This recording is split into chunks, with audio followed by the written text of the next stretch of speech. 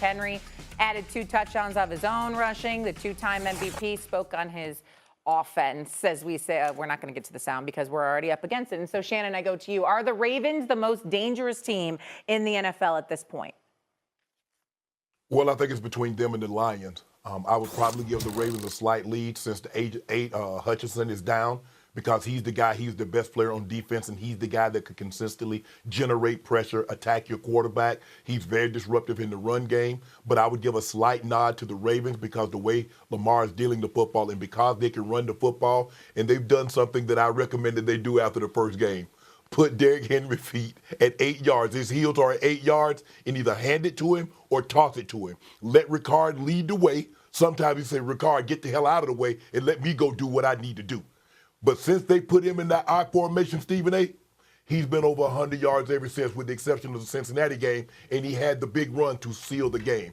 He is the guy, because remember late in the ball game last year, they were losing ball games. Now they have a guy that I can say, look here, hey, D. Henry, I need you to make sure they don't get the ball back. I got you, coach. That's the difference in them this year than last year. But I would give a slight nod to the Ravens only because of Hutchinson going down. But those are the 2 best teams, in my estimation, based on the first 6 weeks of the season. Seeing what I've seen both offensively and defensively, those are the 2 best teams. I have to go with the Detroit Lions to answer to this question, because what I'm seeing from Lamar Jackson is phenomenal. What I'm seeing from Derrick Henry is phenomenal, but it still doesn't eclipse what we're seeing from the Detroit Lions. You don't have 1 but 2 running backs. The only team in the NFL with 2 running backs with 300 or more rushing yards in David Montgomery and Jahmyr Gibbs, okay? You have to take that into consideration. They got not 1 but 2 weapons at the wideout spot in Williams and obviously Amon-Ra St. Brown. And then you got Laporta at the tight end spot. We just had a sighting for Mark Andrews yesterday. It was good to see. But the bottom line is, and we know what he can do because his reputation speaks for itself. But when you see Laporta and the way that he's been playing, when you see the way Jared Goff is just distributing that football, right? The only question mark as you look at the Detroit Lions is now that Hutchinson's going to be out, how are they going to make up for the loss of one of the elite defensive players in the National Football League? But when you look at the balance on both sides of the ball and what they bring to the table, and you couple that with the balance on their offense, I know that Zay Flowers and Bateman and those brothers can play. They're not scrubs. But they ain't what we seeing from the Detroit Lions. And so I look at the Detroit Lions and the way that they're playing and how they're on the come up and how mission-minded they are with the personnel that they have in place and what they bring to the table.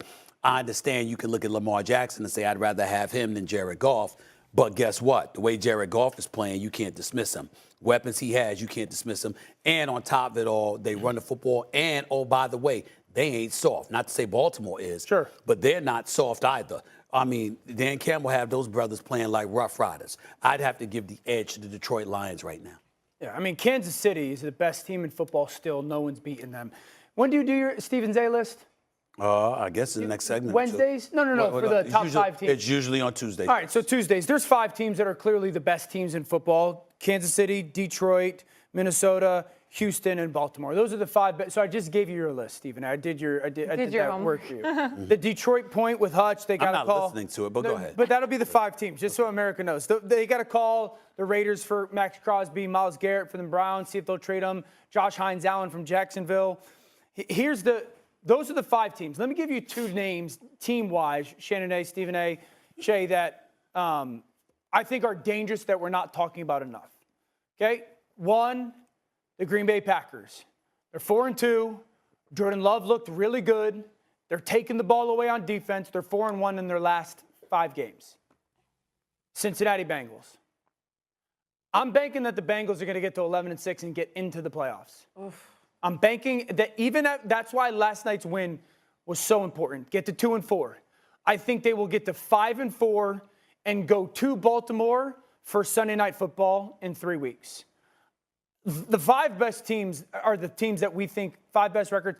Those are 2 teams that are dangerous because we're not talking about them enough, and we've kind of swept them under the rug, and they are both capable of getting as hot as anybody and are talented enough to knock off any of those 5 teams. I would agree with all of that. The Bengals just look so snoozy, though. In years past, they would throw into all these receivers. There was a different kind of pizzazz. They could stop someone on defense. They just seem to have. I don't view them that way offensively, even though last night they weren't spectacular. I don't view them that way offensively. I just think that defenses put you in a hole when your defense is suspect and it has difficulty stopping the opposition. That pressurizes things for an offense, and it makes you a bit tight at times because you can't afford to make but so much mistakes when you don't have faith that your defense is going to stop. Don't remember. Okay, so they lost to Baltimore on a missed field goal. They make the field goal in overtime. They've been close against good teams. They lose Yes. in Kansas City on the pass interference. It's the right call. Here's my point. They're 2-4. They play Cleveland next week. I'm going to think that the Bengals beat The Browns always have their number, though. It doesn't matter how bad they are. But the Browns are a reeling football team. Then they play Philly. Then they play the Raiders. Then that leads to Baltimore. I think they win their next 3 games. And then totally the trajectory of the season's completely different. They'll go to Baltimore, Sunday Night Football, with the chance to beat Baltimore and get to 6. What'd you say? They're not beating Baltimore. I don't believe they'll beat Baltimore.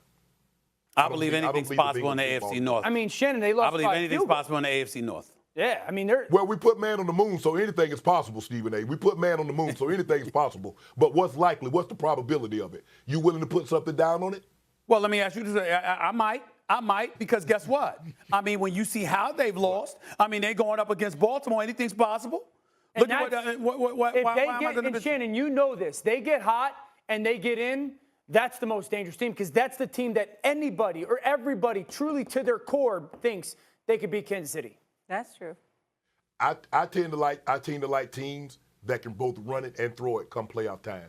And that's what the Ravens and that's what the Lions can do. Now Kansas City, you see what Kareem Hunt the last time he was out, he went over 100 yards. So they want to run the football. Andy Reid has done a great job of running the football, trying to take some pressure off his offensive line and Patrick Mahomes for throwing it so much.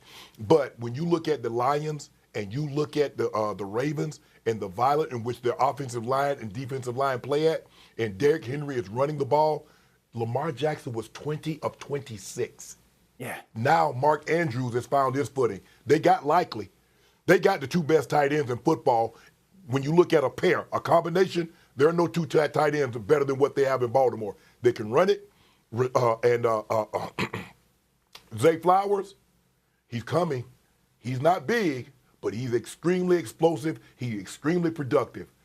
Ravens are not to be played with. Neither is Detroit.